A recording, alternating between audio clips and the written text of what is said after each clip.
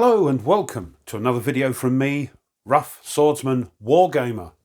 And it's a playthrough of a game that was sent to me, and it's called Eysenhudt, designed by Michael Klebon from Germany. Now this game is a free print and play game which you can download from Board Game Geek, and I will of course leave the link in the description for that. But Michael was kind enough to print everything out, supply all the wooden pieces, the meeples and whatnot, and send it to me and asked me if I'd do a playthrough. So here we are. So what's this game about? Well, it's 1525 and the peasants are revolting. They've been inspired by the teachings of Luther and are marching through the countryside, converting people to these new teachings and striving to get a better sort of Christian order of society. Their leader is a captain, a cleric, called Anton Eisenhot, hence the name of the game. And in this game we play as a commander of our own troop of revolutionaries. And there are a lot of German words in this game, so forgive me. And these revolutionaries are called Fahrenlein. And you're trying to score as many victory points as possible, representing your revolutionary accomplishments, and you're trying to avoid accumulating too many aggression points, because at the end of the game you have to rectify your actions before the principal's justice, and that decides the winner. So there's a bit of a setup for this game, so let's get on with that. So we've got 2 player boards here for the 2 players and the main game board here. And over here are the markets, which are open at the moment and will enable you, if you get enough coinage, to purchase things to help you during the game.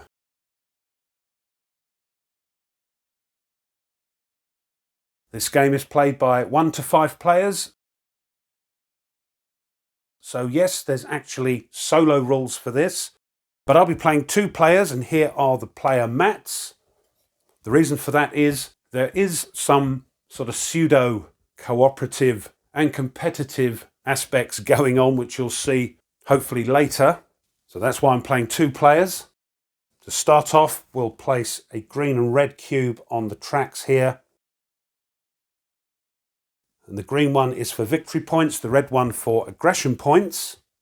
Now a starting player is randomly chosen, and we'll say odds even.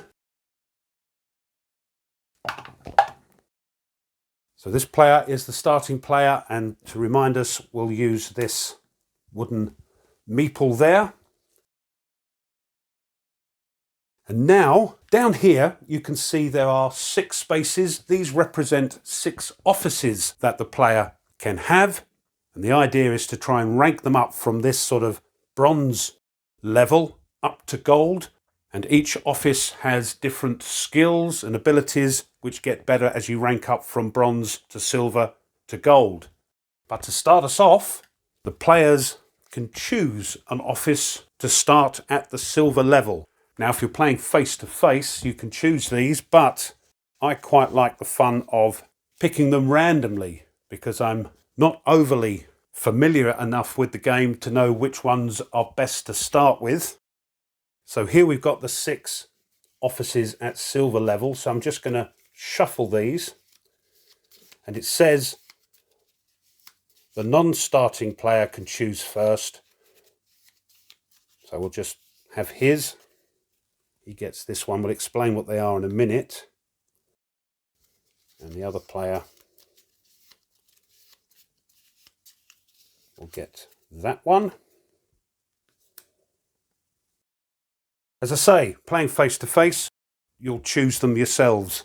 Now, there are a lot of German words in this game, as it happened in Germany. So you'll have to forgive me with the pronunciations. But the 6 offices, quickly, we've got the preacher here. And we'll explain more fully what goes on when we get into the game. We've got the Rotmeister. He's like the corporal of the troop. We have the rather unfortunate title for this one, the Whore's Sergeant, and he looks after storage and wagons and all that sort of thing. The Furrier, is the person that looks after feeding the troops. We have the recruiter that goes after recruiting new units when you capture something called a thorp, which is a village, if you like, or a small hamlet. And then the Beutermaster, the purser, who looks after all the money and can get things from the markets. Now, as you can see, I hope here, each of these silver level offices have a little 3 with an icon which represents these little discs, and that means that it cost 3 experience points to rank up to that level.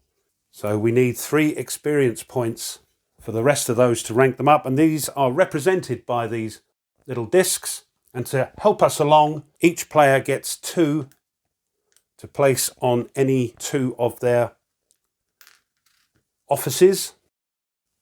So we'll pop one there and one on there, and one there. I think we'll have that there as well. As I say again, I'm not over familiar with the tactics of this game and which office is best to start with, but hopefully this will give you an idea how it goes. But because we're playing 2 players, the player on the right side of this starting meeple gets an extra experience point, so we're going to pop that on there. For 2 players, each one gets 2 units.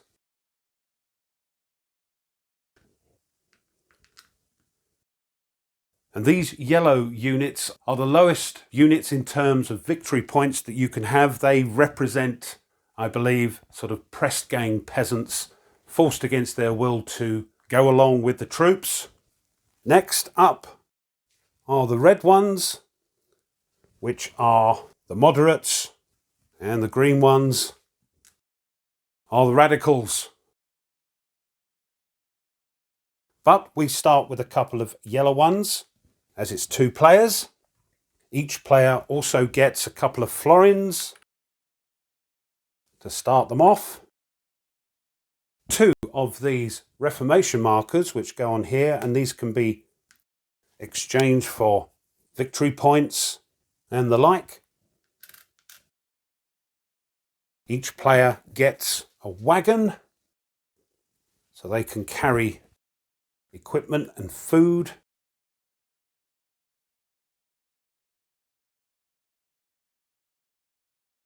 And a randomly drawn equipment card from this Thorpe's market.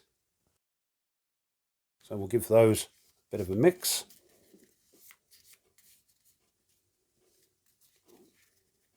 So, woodcutter. The only thing I would say about this game is the font they're using. I know it's a German game and it's in Germany and they're using a sort of Gothic German font for it, but I find it quite hard to read, so I don't know what you think. But that's the woodcutter. We'll pop that there for a moment for that one. And for this player, they get, oh, I think it's the old Bund something song, right. We'll see what those are later, and we'll pop that over there. So here's the game board. Here is the town space for the accumulation of those Reformation markers. Here's the draw deck space for the Thorpes, which we'll place in a moment.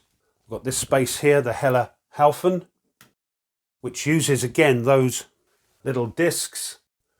And these represent sort of neutral troops that we can use when we attack strongholds.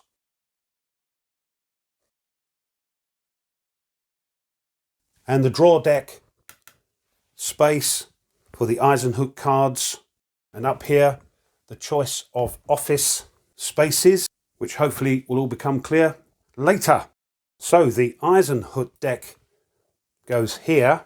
And as you can see, each sort of turn is made up of 3 rounds of movement cards and then an encampment phase using the encampment cards. So for each turn we'll have, and I've done this already, we've got our 3, and this comes from a pool of cards which you just shuffle, pick 3 out. Then you find the encampment card for phase 1, 3 more movement cards, and then all the encampment cards for phase 2. And you see there's a couple there. 3 again for phase 3. 2 encampment cards there. Movement phase 4. And this time we've got 3 encampment cards. And then lastly, movement phase 5 with their 3 cards and 3 more encampment cards. And those go there. Each turn, players have a choice of office to activate, and these are used to represent that.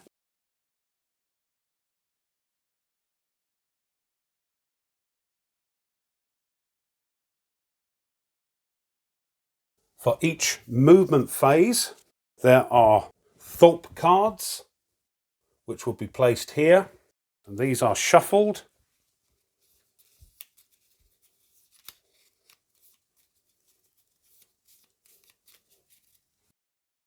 Placed here and the top 2 turned over. These are the Thorpes that will be available. The market of Goschheim, which is here, is now populated with the things that are indicated. And here are the cards for those. So we've got 2 wine casks here. Scaling ladders go there.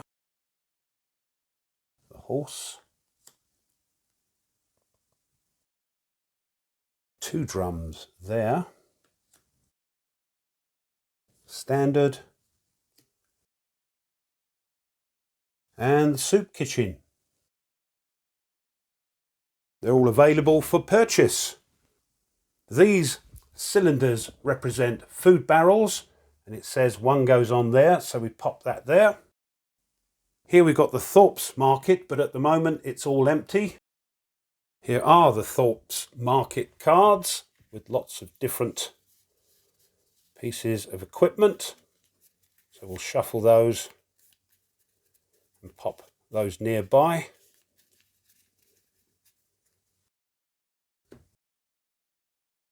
This other equipment deck, the Towns Market, is also shuffled.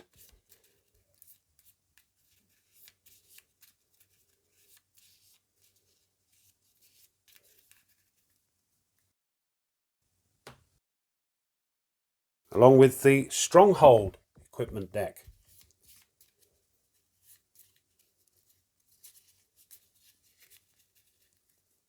There we go. That, I think, is it, apart from one thing which I nearly forgot. These are also used in this space here, the Heller Haufen space, and represent other troops that the players can use when they're attacking. So let's get going.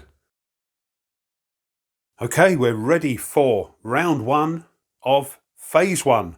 And this is always with a caveat that if I make any misplays, I'll try and catch them and put a note in the video when I go to edit it. Right, first thing we do is to draw one of these cards from the Eisenhut deck.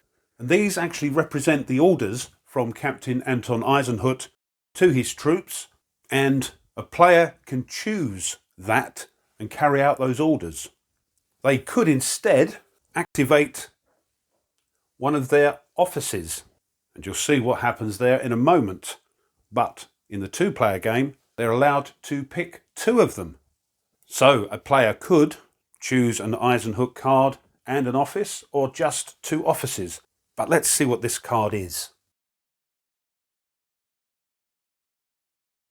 Now again, and it's probably me, I am having trouble reading that. looks like hands in the middle, but what does it say? It says, put one Reformation marker on the town space, which is over there. Oops, over there. And one citizen.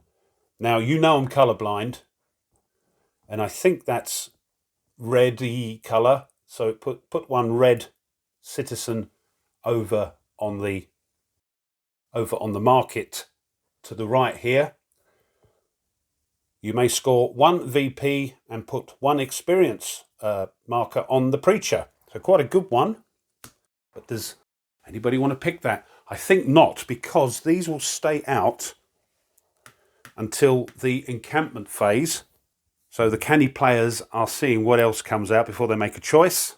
So each player now chooses 2 offices to activate. Okay, so this is the starting player. He's not choosing the Eisenhut card, so he's going to choose 2 offices. Now, as you can see, these offices have a white bordered side, and this is their neutral side, and this is what is going to happen if that office isn't chosen. On the other side is the dark border side with just a picture of the office, and this was, if it's chosen, will be placed underneath the office,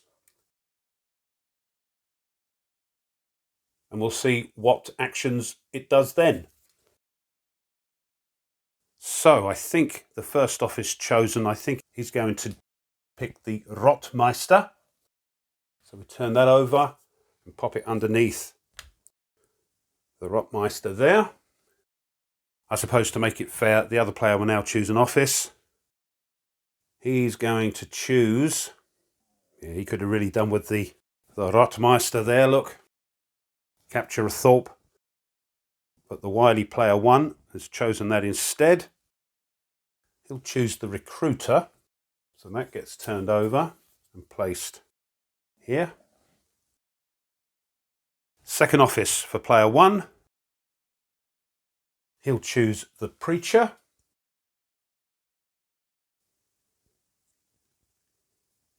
And for player 2, he'll take the Hawes Sergeant, turn that over and place it there. Right, move that down a little bit. There we go. We now conduct these offices in this order, moving from left to right. And as you can see, I hope, they've got these little unit icons there. And that means to activate your office, which you've chosen, you have to deploy the amount of units it says on the player mat. What we've also got to keep in mind is our equipment that we've got. A lot of the equipment will be used during combat when the players are attacking strongholds and towns, but some, like this one, will let you upgrade your wagons. And this one, if we pay and deploy a unit, we can discard one of these and upgrade it. So these have to be kept in mind. But for now, I think we're okay. So we're activating the offices, starting with the Preacher. So 1 unit has to be deployed there. So what can the Preacher do? It tells us here what you can do with that office, but the rules expand on that. And here are the offices on the next few pages. So for the Preacher, it says the Preacher spreads the word of the Reformation and attracts peasants and citizens for the revolution's cause. He goes preaching. So he selects one of the 2 displayed Thorpes up on the game board there and puts a Reformation marker on it. And he gets 1 VP for that. So let's check out those Thorpes. So here they are. And yeah, straight away it looks like I've forgotten to do something. When a Thorpe is turned over with that Reformation marker icon on it, we place a Reformation marker on it. Now, which one will he place that Reformation marker on? Well, this one's already got one.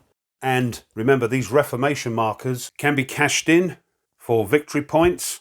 And you can get reformations by donating food barrels and such. So they're important things. So to spread the love around, I think we will pop it on that one. And the preacher gets his victory point. So there we are, 1 victory point for player 1. And they're off. The next office is also player 1, because he's chosen the Rottmeister. So another unit is deployed. And it says the Rottmeister, the corporal, increases your army's influence in winning over a Thorpe for the revolution's cause. Select one of the 2 displayed Thorpes and place it with the appointed number of food barrels and units on his player's board. Right, let's check those out again. So here are the 2 Thorpes which our Rottmeister can capture. They've both got a Reformation marker on them. This one has a stronghold icon on it, and if player 1's Rottmeister was at silver level, experience level 2, it could attack that stronghold. But unfortunately it can't, so I think we'll take this Thorpe and place it on player 1's player board. And it's placed here. Player 1 gets that Reformation marker.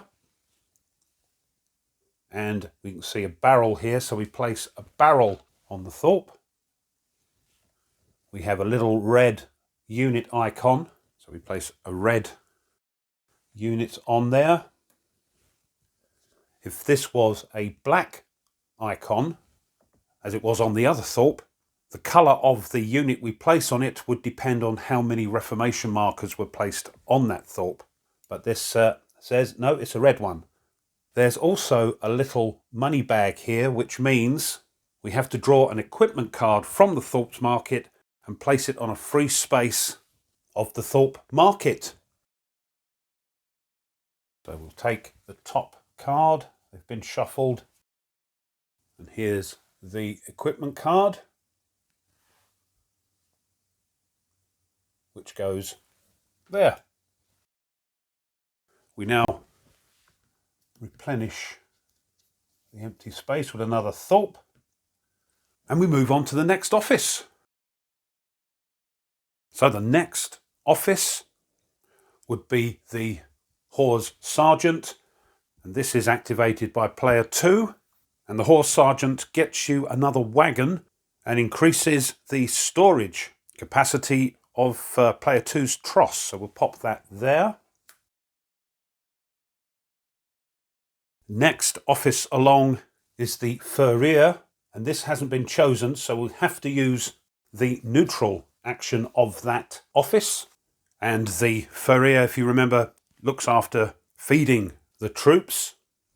And during encampment phases, although not this first one, you have to supply each unit with a barrel of food. So it's important to get food barrels into play. If this had been activated by a player and has captured Thorpes, he would be able to take that food and pop it on the wagons here. Or he may have been able to acquire food from another player's Thorpe, such as this one here, but then would have to exchange a Reformation marker for it. But as nobody has activated it, we use its neutral action, and it's actually got it on there, and it says, the player with the fewest barrels receives 1 barrel out of his own Thorpes, but the only player who has a Thorpe with a food barrel is player 1, so he gets the benefit, and that pops over there. And that's it for that office. The next one is the Recruiter, and that has been chosen by player 2. Oh, before we do that, I've just realised I haven't paid for that. And now we pay for this with a unit. Sorry about that. The Recruiter strengthens the far line.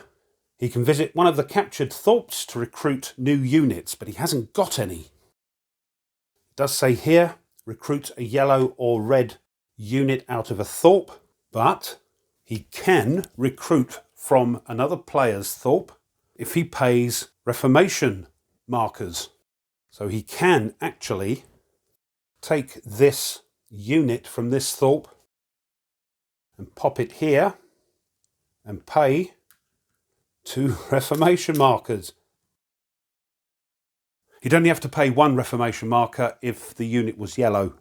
There we go. And I think now, because that's empty, that is taken off and removed. Lastly, we've got the Bürgermeister here, which hasn't been chosen, so we're using its neutral action. And its neutral action says the player with the fewest florins receives a florin, but only if he has fewer than 4 and fewer than 3 experience points on it. It's not clear if it means total experience points, but I'm assuming it means the experience points on that office. But I dare say I'll be told if that isn't correct. But as they've both got the same amount of florins, they don't have any experience points on their purser, so they both get a florin. There we go. That is the end of the first round of the movement phase. So we are going to now reset for round 2. Each player gets an experience points for the office they chose. But I think I mentioned earlier that for 2 players, they can choose to activate 2 offices, but only get 1 experience point. So I think we'll put one there on the Rotmeister and one on here for the recruiter. The choice of office cards are now placed back on the game board with their neutral faces showing, and all the ordered units return back to their far line spaces. So these can come back, as can these, along with the captured unit. There we go. And we're ready to start round 2.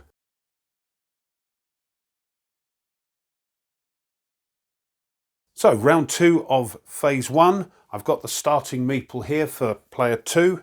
So we take the top card here. Conquer Castle Buerbach. So if successful, you get 2 food barrels, plus a wagon, plus 1 wine cask. In addition to the booty, you have to give 1 food barrel to another player with the fewest. Now, you can see here that this stronghold has a bit of black in it. The more it's filled up, so to speak, the harder it is to attack. And here are the stronghold cards. We'll probably see these in a moment. So this is the sort of number you need to defeat it. And as you can see, as it goes up, the numbers get higher until, look at that one.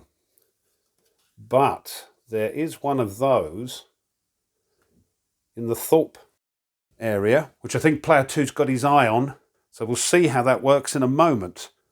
So as he's going first, he will take the Rotmeister and activate it.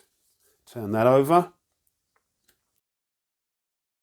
Player 1 is looking at this card here, and I think we'll pick it just to show you what happens.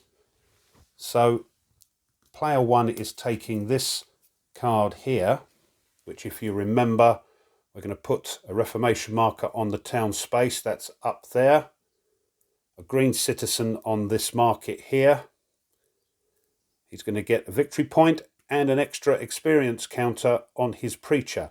That doesn't happen till the end of this round when we've sorted out all the offices. So we're back to player 2. He's going to pick his second office. And I think he needs some food because I think I mentioned earlier, you have to feed your troops, of course. And that's the job of the furrier here. So we'll activate him for player 2. And lastly, player 1 will have, I think, the recruiter. There we are. So, starting left to right, along the offices here, we start with the preacher. The preacher hasn't been activated, so we will use its neutral action. And that says to put a reformation marker on one of the revealed thorps on the game map, preferably a thorp with the fewest. So let's have a look at that. Well, that's easy enough. That's going on there. Next is the Rotmeister, and that's player 2. So he'll put a unit on there and is going to capture a thorp. This one looks the easiest one to attack, so we'll take that one.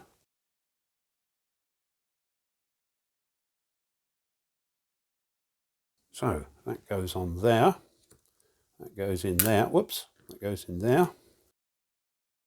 Because there was one reformation marker on that thorp, we get one of those. One of those.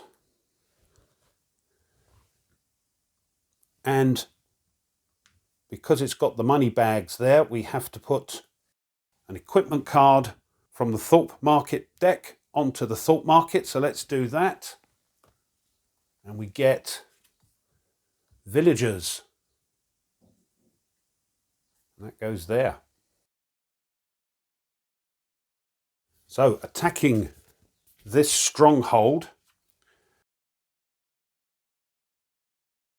there are 2 types of attack we can do.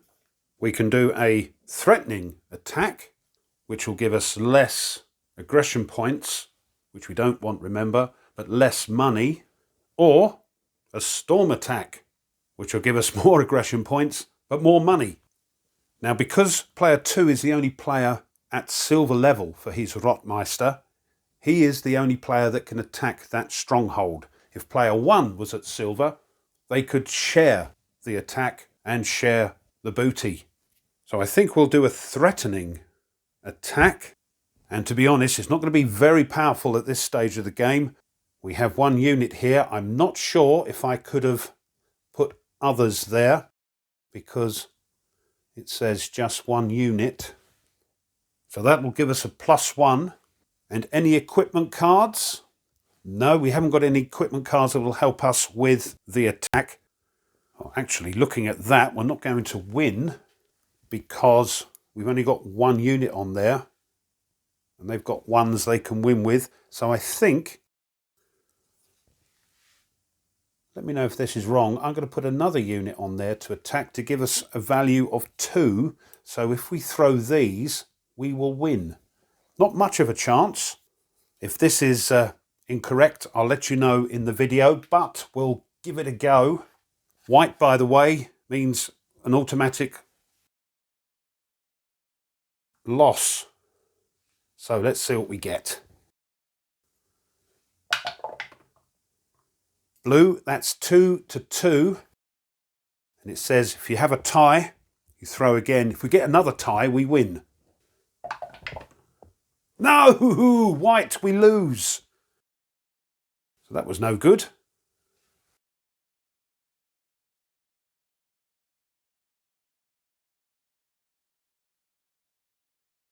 Next, it's the Horse Sergeant, which hasn't been picked. So we have to use a neutral action, and it says the player with the fewest experience points receives 1, but only if he has fewer than 3. Well, player 2 has an experience point, but player 1 doesn't have any, so he gets 1. Next, it's the Furrier, and that's player 2. So luckily, he's got just the 1 left.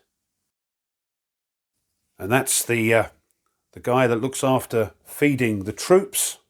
And he's got a thorp there with a food barrel. So he'll take that, and he's got storage on his wagons. So there we go. That's that. Recruiter. That's going on there. He's going to visit one of the captured thorps to recruit new units. And it says here, he can recruit out of another player's thorp. He's got one there, but can't recruit all colours of units. He can recruit a green unit from level 2 onwards, but he's not. He's still level 1.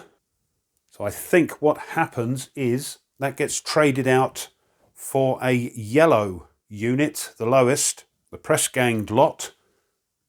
Again, if that's not right, I'll let you know.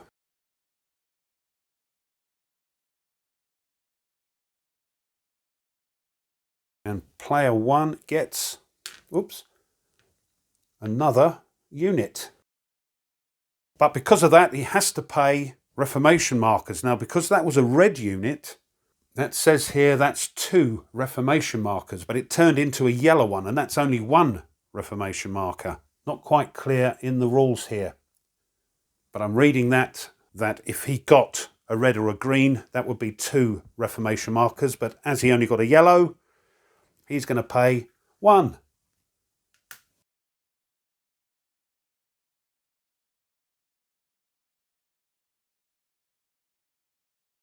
Lastly, it's the Bürgermeister.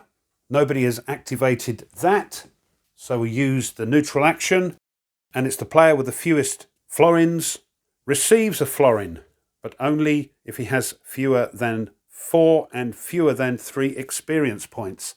We had this before. There are no experience markers on the Bürgermeister. They've both got 3, so they get another one. So both players will end up with 4 florins. So I'll exchange those for those. And the same with this, player 2.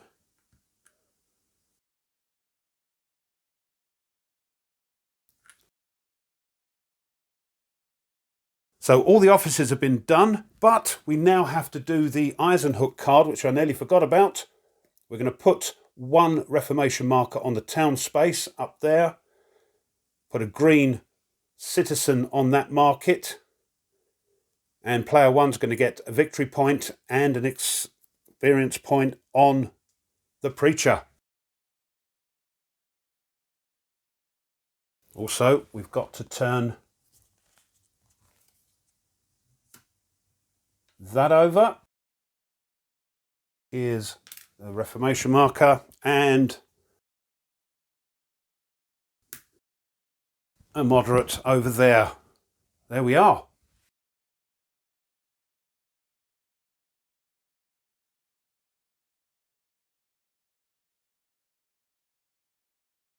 So that's the end of the round. And what I've actually done, as I mentioned earlier in the video, I think on rereading the rules that player 1 should have got that red radical unit from player 2's Thorpe, and as such would have paid 2 reformation markers for that unit. And also because the Thorpe is now empty, we can remove that. Forgot to do that as well. Now, each player receives an experience point for the office they activated, but as we're playing 2 players, they activate 2 offices, but still only get the 1 experience point. It's easy enough for player 1. That's going on the recruiter here. But for player 2, let's put it on the furrier here. There we go. Now, because player 1 chose the Eisenhut card, they are going to rank up. And that will help them when they are doing these attacks. So player 1 ranks up from follower to sergeant. The choice of office cards go back up here. There we go, and the units, of course, back over here for both players.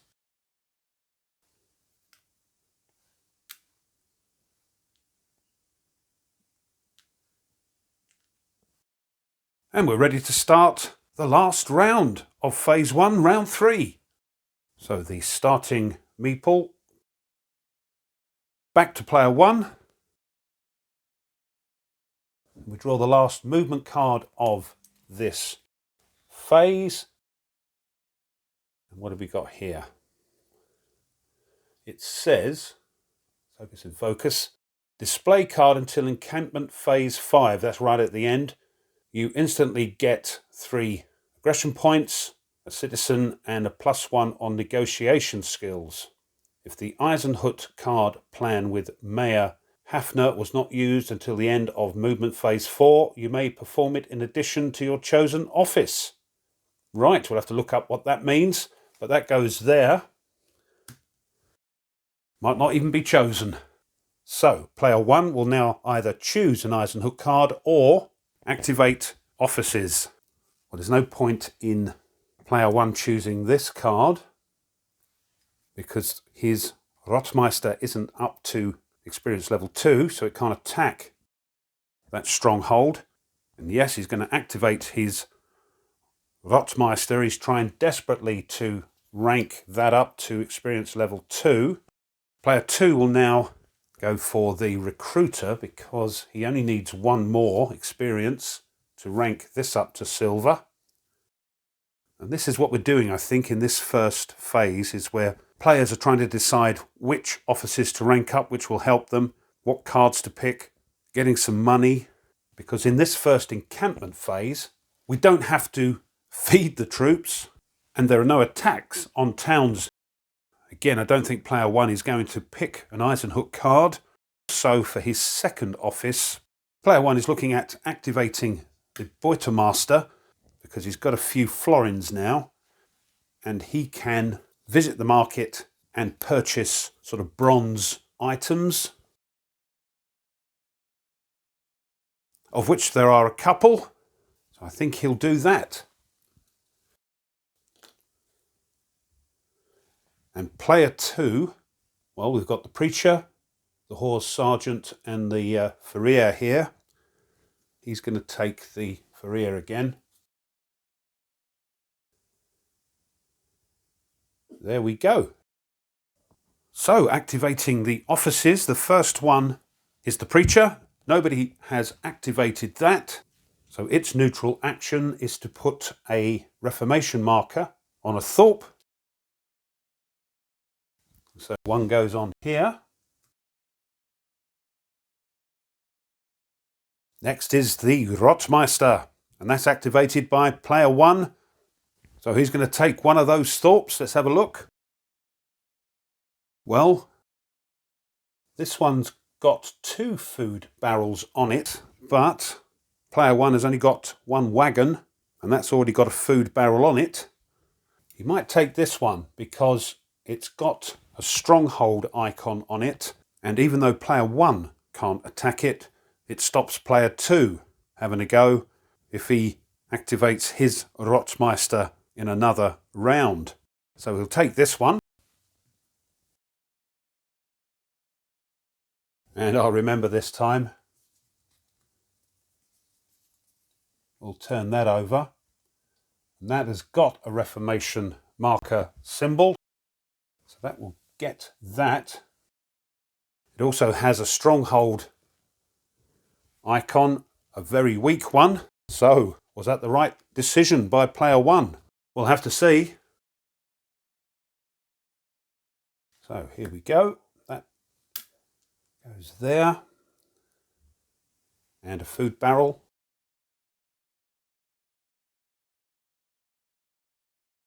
Because it had a Reformation marker on it, gets a red radical. Next it's the Horse Sergeant. Nobody has picked that one. Its neutral action is that the player with the fewest experience points receives an experience point. Has to be less than 3, but as you can see, both have only got 1, so they both get an experience point.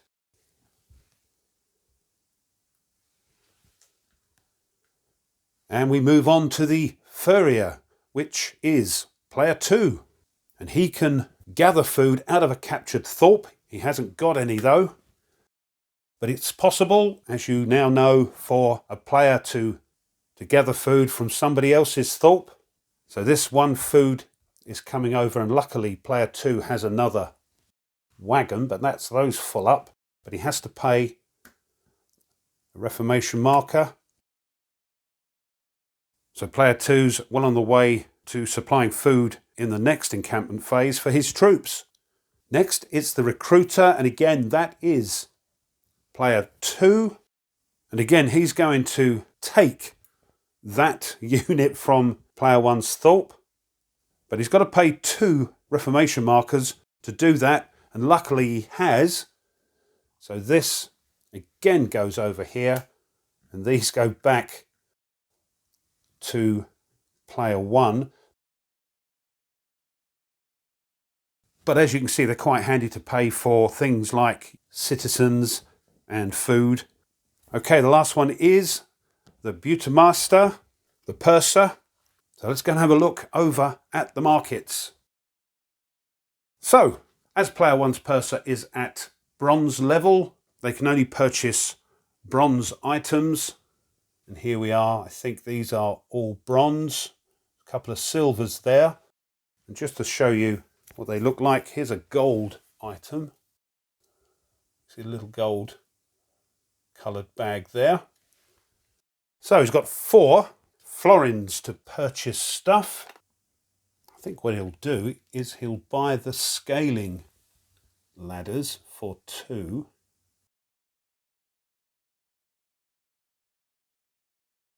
And that will give you a +2 on your throw. I'm not sure what colour that is. I'll put that in the video when I ask someone. But there we go. He's going to have the scaling ladders. So he's paid his 2 florins. I think that'll do. He's going to save his other 2 florins. And that's it. Well, that's the end of round 3. So now each player will receive 1 experience point for an office they activated. And I think for player 1, he's going for the old Rotmeister. Wants to get that up to silver level. And for player 1, well, the Recruiter is now at 3 experience points. So he'll be ranking that up in a moment. Back go the choice of office cards. There we are. And this captured Radical now goes over there. And player 2 is going to cash those in for a silver Recruiter. So here we are. Here's the upgraded office.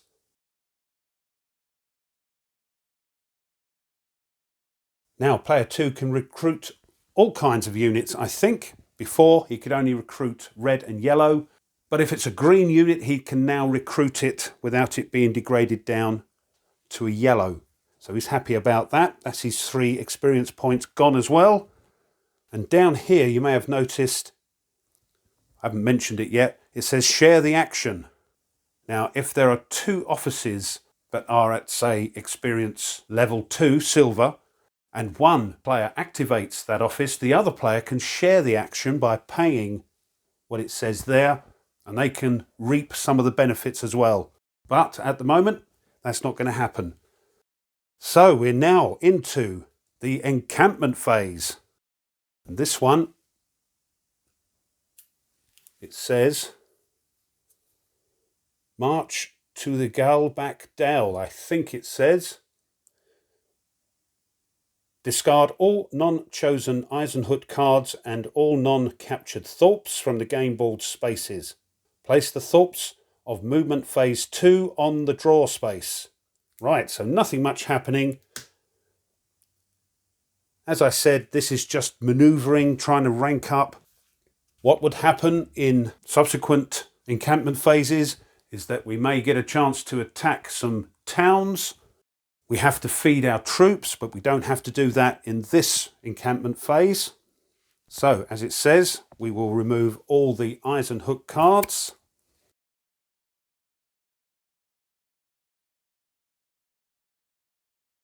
They are no longer needed. We remove all the Thorpes from the top here. So all these now are removed and replaced with the Thorpes for movement phase 2. So we'll give those a quick shuffle.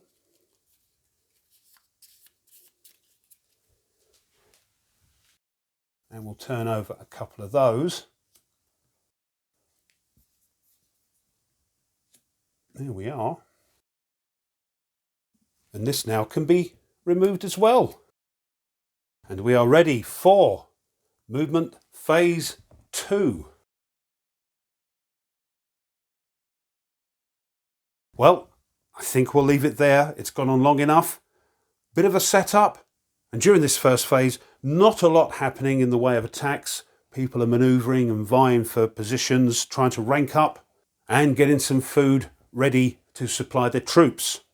To be honest, I've had a little bit of a struggle with the rules of the game. Because it's a German game, the rules were originally in German. Michael has translated them into English, but some of the syntax I'm having a little bit of trouble understanding. But Michael has been very supportive and answered all my questions and any problems I've highlighted in the video. But as you can see, something very different, and it should all start to change in the next phase. And don't forget, if you're interested in finding out about this game, there'll be a link in the description taking you to Board Game Geek, where you can download and look at the files yourself, look at the rules and all that sort of thing. Well, I hope you enjoyed that and you found it interesting. If you did, and you haven't done so already, it would be great if you would consider subscribing to the channel. It does really help. Another thing that helps tremendously is if you push the like button of the video, the thumbs up, and if you want to be informed of other content the channel uploads, then push the bell. Leave a comment. It's something different for me. I'm struggling a little bit, but the rules are starting to sink in, and I had a little bit of a problem with the colours being colourblind, red and green, but that's been sorted. So hopefully less mistakes in the next phase. But what do you think? Let me know. I love to read them. Thanks as always to my subscribers. Thank you very much. Do appreciate it. And one last thing, if you wish to support the channel a little bit further, well now you can buy the channel a coffee. And those coffees go towards maintaining the channel and enabling it to upload new content. If you wish to check that out, I'll leave a link in the description, and thank you. So, until next time, as always, you take care and goodbye.